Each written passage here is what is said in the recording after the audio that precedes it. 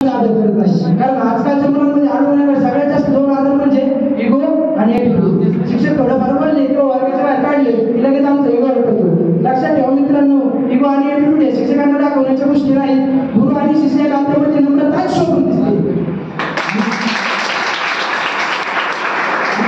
शिक्षक बोलले तुम्हाला वर्गाच्या बाहेर काढलं तर त्यांचं लेक्चर झाल्यानंतर भेटलं त्यांना बोला, त्यांच्या शिक्षकांना सांगा सर मॅडम मी असा विद्यार्थी अजिबात नाही, यापुढे माझ्याकडून चुकून पण चुकणार नाही. पण असं करायचं सोडून आमचे दोन मित्र शिक्षकांबद्दलच मला राग विचारतात. वर मित्रांमध्ये जाऊन म्हणतात बघतोच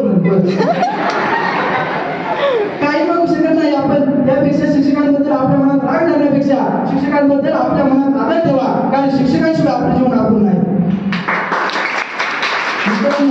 लक्षात ठेवा मित्रांनो, आपल्याला आपल्या आयुष्यात एवढं करायचं की एक दिवशी आपले शिक्षक आपल्याकडे बघून अभिमानाने बोलले पाहिजे, अरे हा तर विद्यार्थी माझाच होता.